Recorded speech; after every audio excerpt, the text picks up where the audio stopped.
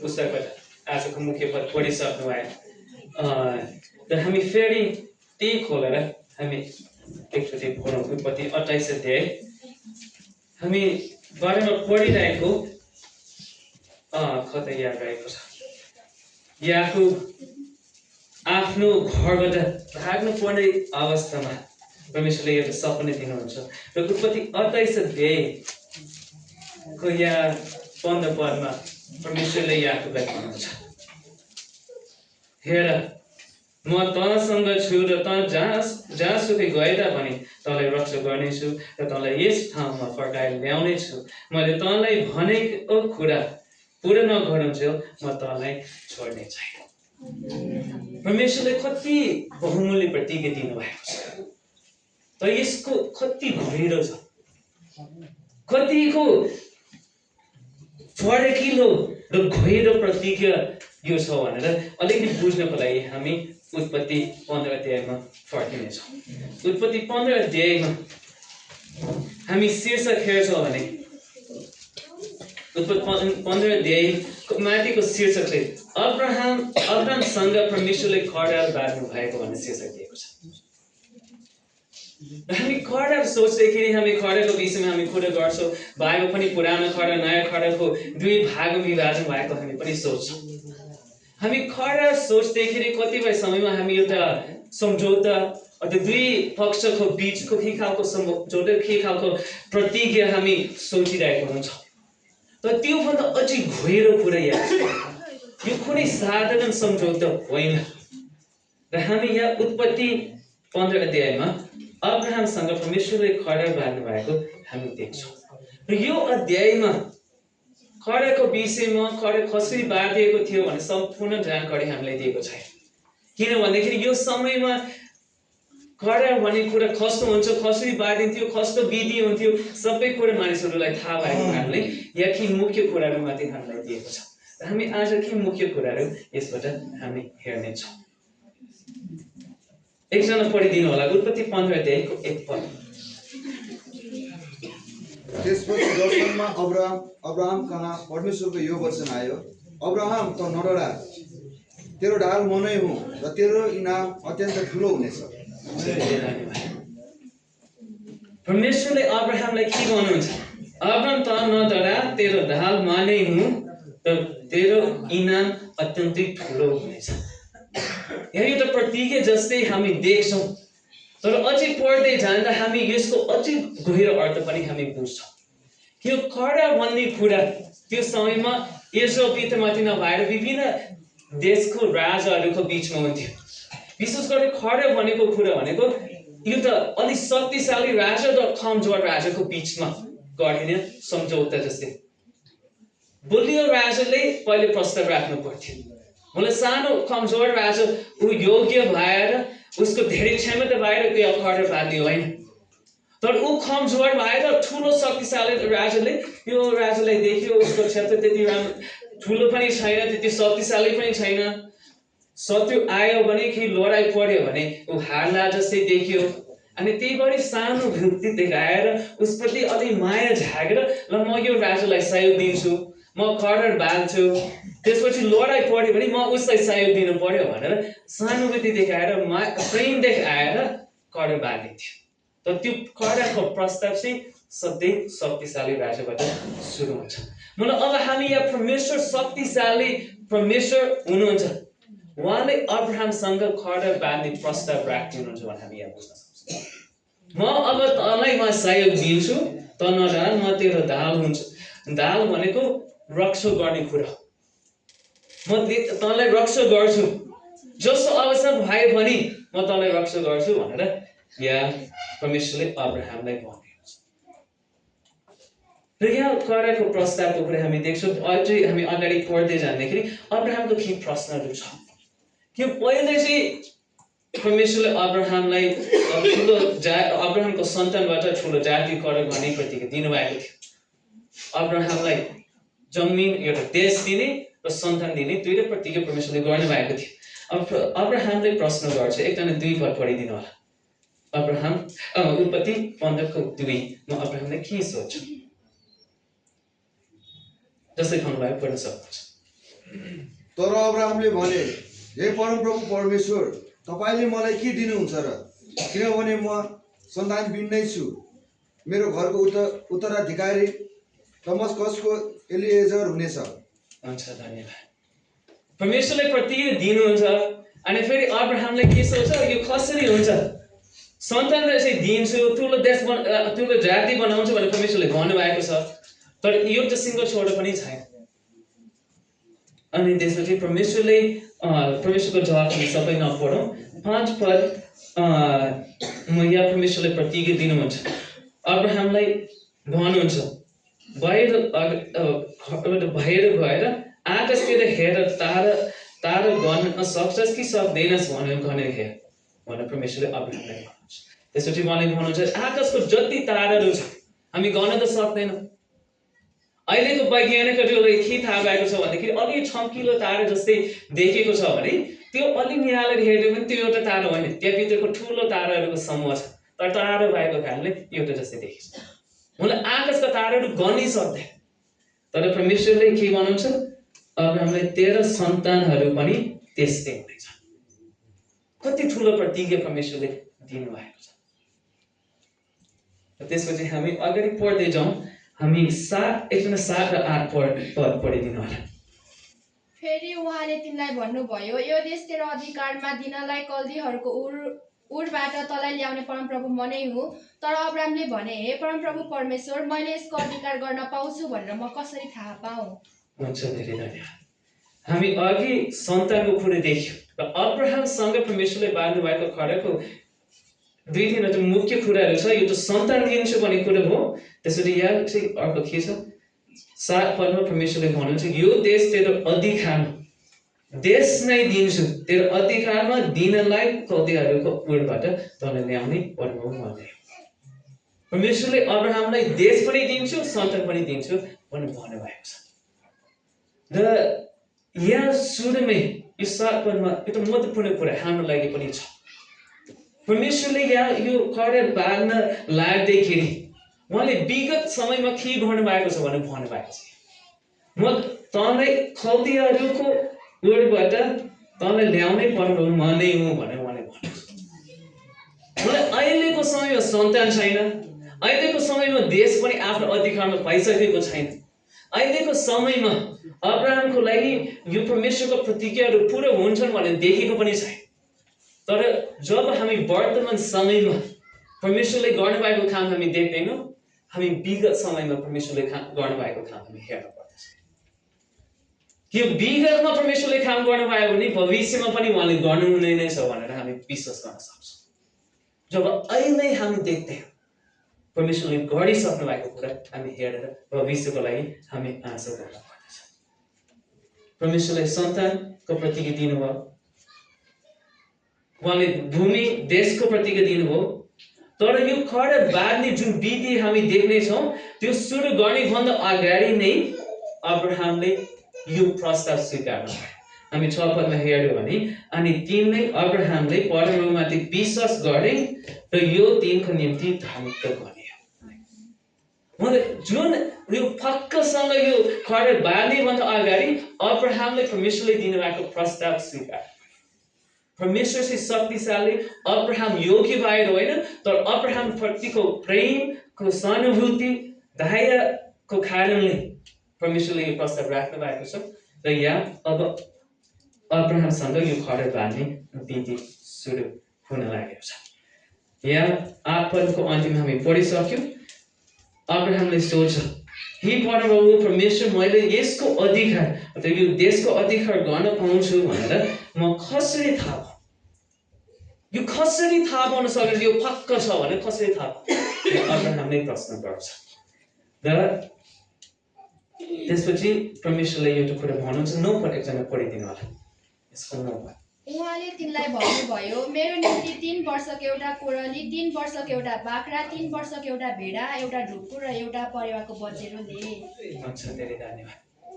अरू कुनै बलिदान छोडाउने हो भने प्रायः एउटा बलिदान हुन्थ्यो, एउटा जनावर हुन्थ्यो। तर यहाँ चाहिँ एउटा मात्रै होइन, 3 वर्षको एउटा खरली, 3 वर्षको एउटा बाख्रा र 3 वर्षको एउटा भेडा र एउटा ढुकुर र एउटा परेवा। सबै यी जनावरहरू अब्राहमले ल्याउनु पर्यो। र अब यहाँदेखि हामी देख्छौँ खडा र एउटा साधारण सम्झौताको भिन्नता छ। यो सम्झौता हामी बनाउँदा कुनै जग्गा किन्यो हो भने सम्झौता गरिन्छ, कुनै कागजहरू बनाइन्छ, दुईटा बढी बढको पक्ष भनको बिचमा सम्झौता गरिन्छ। त यो दुईटा पक्ष चाहिँ बढी बढ छैन, यो त चाहिँ शक्तिशाली हुनु पर्यो, यो त कमजोर हुनु पर्यो।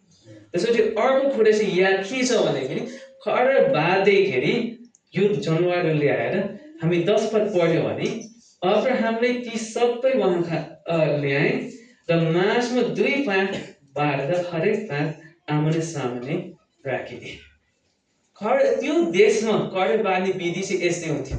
दुईटा राजाको बिचमा खडा बाँध्ने हो भने जनावरहरू ल्याएर ठ्याक्कै बिचमा चाहिँ 2 टुक्रा बनाइदिन्थ्यो, ताकि टाउकोबाट पुच्छरसम्म दुईटा बढी बढ टुक्रा बनाएर 2 फाट बनाएर आमने सामने 2 पट्टि चाहिँ राखिदिन्थ्यो। कतिपय समय ढुङ्गाको वेदीहरू बनाएर त्यसमाथि राख्थ्यो। र यो जनावरहरू सबै टुक्रा टुक्रा पारेर मिलाएर राखिसकेपछि यहाँ चाहिँ हामी सबै वर्णन गरेको हामी देख्दैनौँ, अन्त हामी पाउन सक्छौँ कि अब्राहम त्यो जनावरहरूको बिचमा हिँडेर हात उठाएर शपथ खाएको थियो, परमेश्वरप्रति वफादार हुन्छु भनेर शपथ खाएको थियो। र दुईटा राजाको बिचमा पनि यस्तो खडा बाँध्यो भने पालो पालो एकजना त्यसपछि अर्कोले त्यो जनावरहरूको बिचमा हिँड्नु पर्थ्यो। र कस्तो खालको खडा किन बाँध्न लागेको छ, कुन कुन शर्तहरू थियो त्यो भनेर त्यो शपथ खानु पर्थ्यो, म यो खडाप्रति म वफादार हुन्छु र यदि म यो खडा भङ्ग गरेँ भने जसरी यो जनावरहरू मारिएको छ म पनि मरिजाओस् भनेर तिनीहरू शपथ खानु पर्यो। मलाई खडा भनेको अर्को सम्झौता जस्तै केही समयको लागि गरेर फेरि रद्द गर्न सक्ने होइन, जिन्दगीभरि रहिरहने सम्बन्ध हो। र यदि एकजनाले भङ्ग गर्यो भने त्यो व्यक्ति मर्नु पर्यो।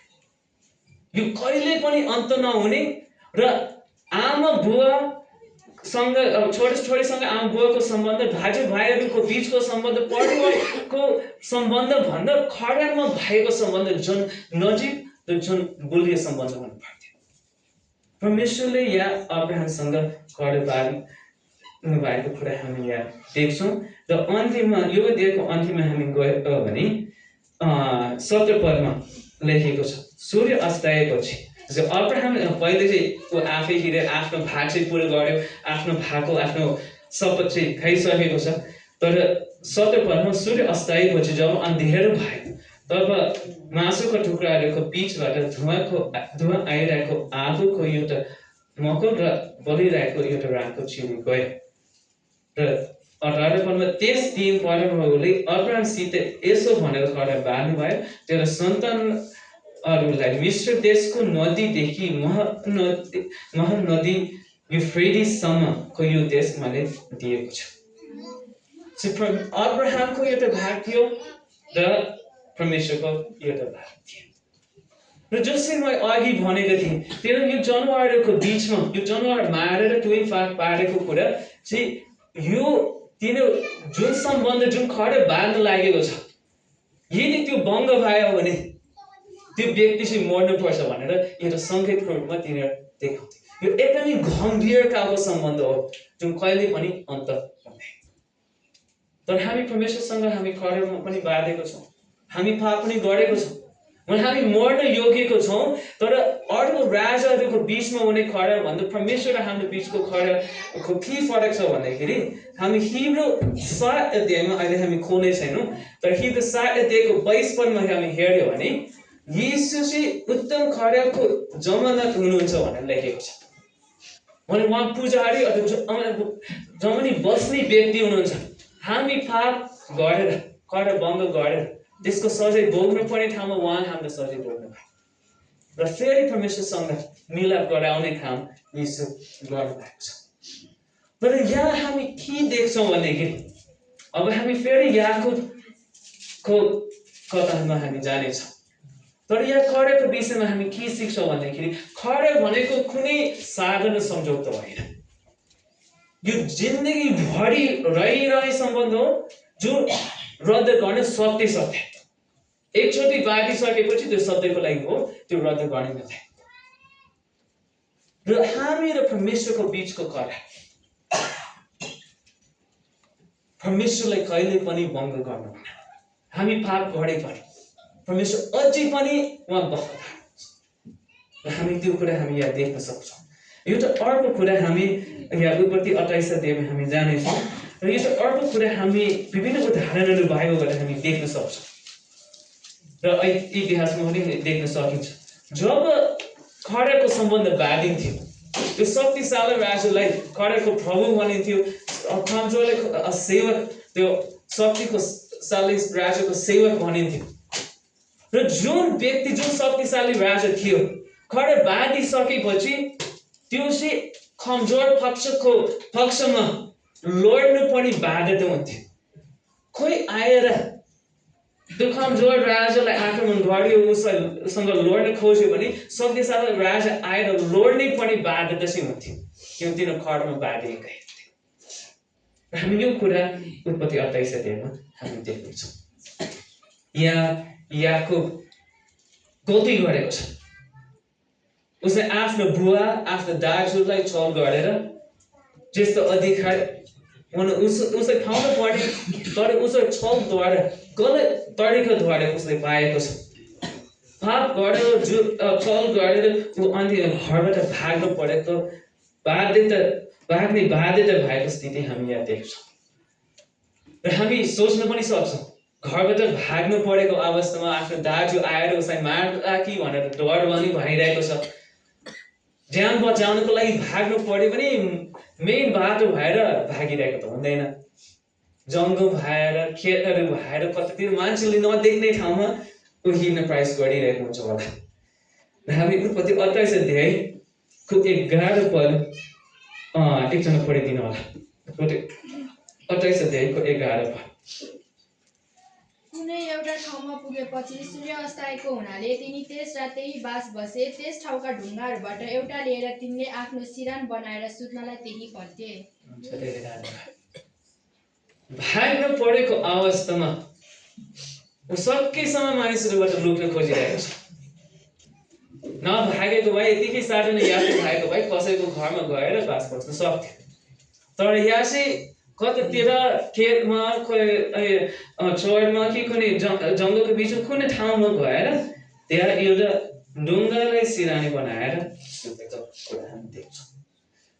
र 12 पदमा अब यो कुरा हामी अब उत्पत्ति 15 अध्यायसँग जोड्न थालेको कुरा हामी यहाँ देख्छौँ। 12 पदमा तिनले यस्तो सपना देखे, जमिनमा खडा घडिएको एउटा बर्याङ रहेछ र त्यसको थुप्रो चाहिँ आँखका समय पुगेको रहेछ र परमेश्वरको दूतहरू त्यसमा उक्लने र ओर्लने गर्दो रहेछ। यो खडामा भएको कुरा हामी यहाँ देख्छौँ। परमेश्वर स्वर्गमा हुनुहुन्छ र याकुब चाहिँ परमेश्वरको निगाह पाउने योग्यको पनि छैन, तर परमेश्वर शक्तिशाली राजा हुने भए तापनि याकुबप्रति दया देखाए उहाँसँग जोडिन खोज्नु भएको हामी यहाँ देख्छौँ। स्वर्ग परमेश्वर र मानिस बर्याङद्वारा यहाँ जोडिएको सङ्केत हामी यहाँ देख्छौँ। यो त खडाको सम्बन्ध हामी देख्छौँ। र एकजना 13 र 14 पढिदिनु होला। परमप्रभु देशमाथि उभिनु भयो र याकुबलाई भन्नुभयो, म परमप्रभु तेरा पिता अब्राहमका परमेश्वर र इसहाकका परमेश्वर हुँ। जुन भूमिमा त ढलिरहेको छस् त्यो म तँलाई र तेरा सन्तानहरूलाई दिनेछु। तेरा सन्तान पृथ्वीको धुलो सरह हुनेछन्, पूर्व पश्चिम उत्तर र दक्षिणतिर फैलिएर त जानेछस्, तर तेरा सन्तानहरूद्वारा नै पृथ्वीका सबै मानिसहरू आशीर्वादी हुनेछन्। र कति कुराहरू यहाँ हामी देख्छौँ जुन ठ्याक्कै उत्पत्ति 15 अध्यायसँग जोडिएको छ। परमप्रभुले त्यस माथि उभिनु भयो, त्यो बर्याङमाथि उभिनु भयो र याकुबलाई भन्नुभयो, म परमप्रभु तेरो पिता अब्राहमको परमेश्वर र इसाक, अथवा याकुबको, अब अब्राहम चाहिँ याकुबको बाजे थियो, हजुर बुवा थियो, र इसाक चाहिँ याकुबको बुवा। म परमप्रभु तेरो पिता अब्राहमको परमेश्वर र इसाकको परमेश्वर। यो आफ्नो पहिचान, आफ्नो परिचय दिँदैखेरि परमेश्वरले के भन्नुहुन्छ? अब्राहमको परमेश्वर, इसाकको परमेश्वर भनेको यो जुन खडा थियो पितासँग बाँधिसकेपछि छोडेलाई पनि त्यो लागु हुन्थ्यो, त्यो कहिले पनि रद्द गर्न सक्ने थिएन। र यहाँ जुन प्रतिज्ञाहरू अब्राहमलाई दिएको थियो अब ती प्रतिज्ञाहरू पनि याकुबलाई दिनुभएको छ र दिन लाग्नु भएको छ भनेर यहाँ हामी देख्न सक्छौँ। र यसमा पनि अर्को के कुरा हामी देख्छौँ भन्दाखेरि यहाँ 13 पदमा परमेश्वरले भन्नुहुन्छ जुन भूमिमा त धकिरहेको छस् त्यो म तँलाई र तेरो सन्तानहरूलाई दिनेछु। भूमिको कुरा, देशको कुरा पनि छ। 14 पदमा पनि ठुलो जाति बनाउँछु, पृथ्वीको धुलो सरह चाहिँ तिम्रो सन्तान हुनेछ भनेर लेखेको छ। भने यहाँ जुन अब्राहमलाई जुन खडा बाँधिएको थियो त्यसमा सन्तान दिने प्रतिज्ञा थियो, देश दिने प्रतिज्ञा थियो। यो कुरा फेरि याकुबलाई यहाँ भनिएको छ। भनेपछि हामी यो के बुझ्न सक्छौँ भन्दाखेरि परमेश्वर याकुबसँग यो खडेको नवीकरण गरिदिनुहुन्छ। फेरि नयाँ अब अब्राहमसँग भयो, याकुबसँग भयो, त्यो आफ्नो सन्तानद्वारा त्यो खडा चाहिँ हस्तान्तरण हुन्थ्यो। इसाकबाट याकुबलाई हस्तान्तरण भइसके पनि परमेश्वरले स्वयं याकुबसँग यो खडेको प्रतिज्ञा फेरि भन्दै हुनुहुन्छ, फेरि त्यो प्रतिज्ञा गर्दै हुनुहुन्छ। र हामी यसमा हामी 15 पदमा फेरि हाम्रो मुख्य अघि पढेको पद हामी अब हेरौँ। 15 पदमा लेखेको छ, हेर म तँसँग छु र तँ जहाँसुकै गए तापनि तँलाई रक्षा गर्नेछु र तँलाई यस ठाउँमा फर्काएर ल्याउनेछु। मैले तँलाई भनेको कुरा पुरा नगरुन्जेल म तँलाई छोड्ने छैन। यो कुरा अब हामी यो खडाको दृष्टिकोणमा हामी हेर्ने हो भने यो त खडा बाँधिसकेपछि शक्तिशाली राजाले कमजोर पक्षको लागि लड्नु पनि बाध्यता हुन्थ्यो। अब यहाँ परमेश्वर मानिससँग खडा बाँधिसकेपछि याकुबले गल्ती गरे पनि यदि याकुबले जस्तै परमेश्वरलाई यो खडा नवीकरण गरिदिनुहुन्छ, यदि याकुबले पनि आफ्नो पक्षबाट आफ्नो सपोर्ट पनि नवीकरण गर्छ भने सत्य परमेश्वर याकुबको पक्षमा हुनु नै छ भनेर यहाँ प्रतिज्ञा दिनुभएको छ। याकुब समस्यामा परेको थियो, आफ्नो दाजुबाट भाग्नु परेको थियो, उसको जीवनमा कति तनावहरू कति समस्याहरू भइरहेको थियो। तर परमेश्वरले के प्रतिज्ञा दिँदै हुनुहुन्छ, म खडामा तिमीसँग म खडा बाँधेको छु, अब म तिम्रो पक्षमा म लड्नु पर्नेछ, म तिम्रो पक्षमा लड्छु, तिमी चिन्ता गर्नु पर्दैन भने परमेश्वरले यहाँ प्रतिज्ञा दिँदै हुन्छ। र यो खडा भएको कारणले यो सत्यको लागि यो रद्द पनि गर्न सकिँदैन भनेर हामी बुझ्न सक्छौँ। हाम्रो निम्ति पनि यो कुरा छ, जब हामी परमेश्वरसँग यो त खडाको सम्बन्धमा छ, परमेश्वर हाम्रो पक्षमा लड्नुहुन्छ। तपाईँ र मेरो जीवनमा आउने कष्टहरू समस्याहरू हामी परमेश्वरलाई सुनाउन सक्छौँ र उहाँले हाम्रो पक्षमा लड्न चाहनुहुन्छ। हामी योग्य भएर होइन, तर उहाँले हामीलाई दया देखाएर हामीसँग खडा बाँध्नु भएको कारणले नै हो। एकजना 19 पद पढिदिनु होला। तिनले त्यस ठाउँको नाउँ बेथेल राखे, पहिले त्यस ठाउँको नाउँ लुज थियो। हुन्छ, यो ठाउँको नाम पनि फेरेको हामी देख्छौँ र कतिपय समयमा खडा बाँध्दाखेरि पनि हामी यो देख्छौँ। बाइबलमा विभिन्न ठाउँहरूमा इतिहासमा पनि हामी देख्छौँ खडा बाँधेको छ भने त्यो ठाउँको नाम कहिलेकाहीँ फेरिन्थ्यो, अथवा त्यो कमजोर पक्षको राजाको नाम पनि फेर्न सक्थ्यो, अथवा विभिन्न कुराहरू हुन्थ्यो। कहिलेकाहीँ ढुङ्गाको खामो खडा गरिन्थ्यो या ढुङ्गाको एउटा स्मरण खडा गरेको पनि कुरा हामी देख्छौँ। तर यहाँको नाम चाहिँ के हो भनेर हामी यो हेर्दाखेरि पनि यसको अर्थ पनि महत्त्वपूर्ण छ। लुज भनेको त्यसको ठाउँको नाम लुज थियो। पहिले लुजको अर्थ हिब्रू भाषामा भनेको यो जुन मधेसी बदम हुन्छ नि, ठुलो बदम, त्यसको रुख मतलब यो राम्रो मिठो बदम फलको फल दिने रुख भनेको राम्रो नाम हो। तर यो नाम किन फेरेको थियो भन्दाखेरि नाम फेरिसकेपछि बेथेल नाम भनेको परमेश्वरको घर, परमेश्वरको घर। म जुन शक्तिशाली खडामा बाँधेको बेलामा जुन शक्तिशाली राजा परमेश्वर हुनुहुन्थ्यो उहाँको नाम चाहिँ त्यो ठाउँमा राख्यो। परमेश्वरको नाम अब त्यो स्थानको नाम फेरेर परमेश्वरको घर भनेर नाम राखियो। र हामी यसको अर्थ पनि हाम्रो जीवनमा पनि हामी देख्न सक्छौँ कि एक हिसाबले हामी पनि परमेश्वरसँग एउटा खडा बाँधेको छौँ र हामी पनि परमेश्वरको नाम पनि हामी आफै लिएको छौँ।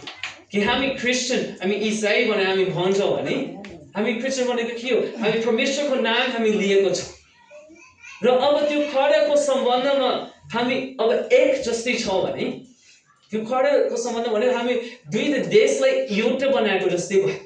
अब हामी जे गर्छौँ हामी परमेश्वरको नाम भोगेको छौँ र हामी जे गर्छौँ त्यसबाट परमेश्वरको इज्जत हुन्छ कि बेइज्जत? हाम्रो निर्णयहरू, हाम्रो व्यवहारहरूले, हाम्रो जीवनमा गरेको कामहरूले परमेश्वरको बेइज्जत पनि हुन सक्छ, परमेश्वरको महिमा पनि हुन सक्छ र त्यो कुरा हामी सम्झिनु आवश्यक छ। आउनुहोस् हामी अन्तिम यसको 20देखि 22सम्म एकजना पढिदिनु होला। यी 28 अध्यायको। तब याकुबले यसो भन्ने भाकल गरे, यदि परमेश्वर मेरो साथमा रहनुभयो, मेरो यात्रामा मलाई रक्षा गर्नुभयो, मलाई खानालाई रोटी र लाउनलाई वस्त्र दिनुभयो, अनि म कुशलपूर्वक मेरो बुबाको घरमा आउन पाएँ भने परमप्रभु नै मेरा परमेश्वर हुनुहुनेछ र मैले खामो बनाएको यो ढुङ्गा चाहिँ परमेश्वरको घर हुनेछ र तपाईँले मलाई दिनुभए जति सबैको दशांश म तपाईँलाई अवश्य चढाउनेछु। यहाँ याकुबले यसो भनेर भाको घडे भनेको छ। घडे चाहिँ अब्राहमसँग बाँधिसकेको थियो, त्यहाँ भाको भइसक्यो। परमेश्वरको पक्षबाट अब्राहमको पक्षबाट दुई पक्षबाट शपथ खाइसकेको थियो। त्यो आफ्नो छोरा इसाक, त्यसपछि इसाकको छोरा याकुबलाई हस्तान्तरण भइसक्यो। तर अब यो खडेलाई नबी खडे गरेर परमेश्वरको पक्षबाट परमेश्वरले फेरि प्रतिज्ञा गर्नु भएको छ। याकुबको पक्षबाट फेरि याकुबले भाको गरेको छ। र यहाँबाट हामी के देख्न सक्छौँ भन्दाखेरि परमेश्वरले हाम्रो जीवन उहाँले हामीले सहायता गर्न चाहनुहुन्छ। 15 पदमा हेर म तँसँग छु र तँ जहाँसुकै गए तापनि तँलाई रक्षा गर्नेछु र तँलाई यस ठाउँमा फर्काएर ल्याउनेछु। मैले तँलाई भनेको कुरा पुरा नगरुन्जेल म तँलाई छोड्ने छैन। यो याकुबले माथि भनेको होइन, तपाईँलाई र मलाई पनि भनेको। परमेश्वरले हाम्रो पक्षमा लड्न चाहनुहुन्छ। यो खडाको सम्बन्ध कहिले पनि अन्त नहुने, कहिले पनि रद्द हुन नसक्ने सम्बन्ध। तर हामी त्यसप्रति हामी वफादार भएन भने हामी परमेश्वरबाट आफै टाढिन पनि सक्छौँ। परमेश्वरको पक्षबाट उहाँ टाढिनुहुन्न, तर हामी आफूलाई टाढो पार्न सक्छौँ। तर याकुब जस्तै हामी फेरि त्यो खडालाई नवीकरण गरेर, हामी पाप गऱ्यौँ भने फेरि हामी त्यो खडालाई नवीकरण गरेर परमेश्वरप्रति वफादार हुने निर्णय गर्यो भने परमेश्वरले हाम्रो जीवनमा भएको समस्याहरू हामीले लड्ने भन्दा हाम्रो जीवनको लडेर परमेश्वरले लड्नुहुन्छ। हाम्रो निम्ति लड्ने छु भनेर परमेश्वरले भन्नुभएको छ। आउनुहोस् अन्तिममा हामी यिर्मयाको पुस्तकमा हेर्नेछौँ। यिर्मयाको पुस्तक 31 अध्यायमा हामी पढिरहेको कुरा तापनि योसँग ठ्याक्कै जोडिएको हामी अहिले बुझ्न सक्छौँ। यिर्मया 31 अध्यायको 3 पद। यहाँ परमेश्वरले यिर्मयाद्वारा उहाँले भन्नुहुन्छ, परमप्रभु विगतको समयमा हामी कहाँ यसो भन्दै देख्न पर्ने भयो, सधैँभरि रहने प्रेमले मैले तँलाई प्रेम गरेको छु, मैले तँलाई दया गरी खिचेको छु। खडा बाँधिसकेपछि दुई पक्षको बिचमा एउटा एकदमै घनिष्ठ सम्बन्ध हुन्थ्यो र एक अर्कोलाई अब म तिम्रो मित्र हुँ, म तिमीलाई प्रेम गर्छु भनेर घोषणा गरेको थियो। प्रेम भनेको खडामा हुने कुरा हो र यहाँ प्रेममा त्यो भने सधैँभरि रहने प्रेम भनेर लेखेको छ र खडेको सम्बन्ध सधैँभरि रहने हो भनेर परमेश्वरले हामीलाई यो एकदमै गहिरो प्रेम गर्नुभएको छ भनेर हामी बुझ्न सक्छौँ। सधैँभरि रहने प्रेम।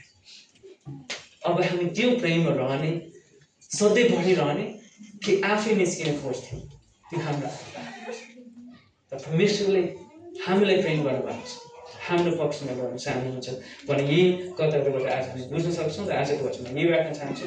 बाँकी समय अङ्क राख्न चाहन्छु।